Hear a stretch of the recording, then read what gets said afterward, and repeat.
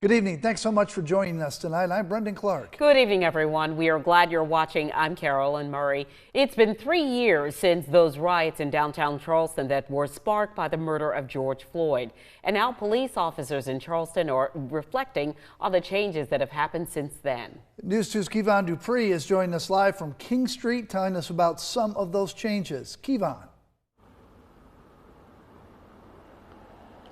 Brendan, Carolyn, Charleston police officials say the riot that took place here on King Street 3 years ago was a surreal experience, but they say they also learned a lot from that experience.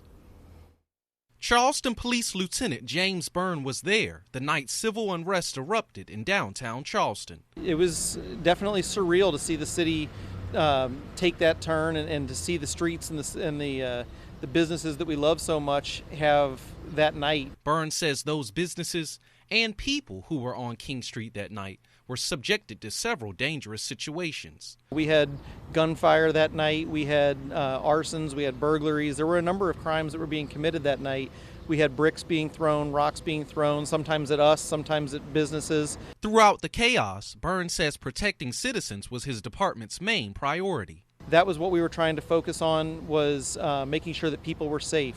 The property damage and the looting and such like that always comes second to the safety of the citizens that we serve. One business that had their storefront destroyed during the riots was El Jefe Texican Cantina. We lost all of our front of our store. We lost almost every one of our windows. Owner Roy Neal says despite his establishment being severely damaged, he was more moved by the response the following morning from what he calls the heart of Charleston. People were sweeping up our floors. They were sweeping up the glass, the broken glass. There were people out here trying to hang wood on our windows. It was just an incredible response from the community saying, what happened last night is not Charleston. Police officials say they've learned many lessons and made several changes since the riots 3 years ago. The biggest takeaway for us was really communication between the police and the city and the businesses and the residents that we serve. Of course, we've changed some of our equipment, we've changed some of our training, we've changed the way that we deploy and staff for certain things. But the biggest thing that we've changed has been our communication.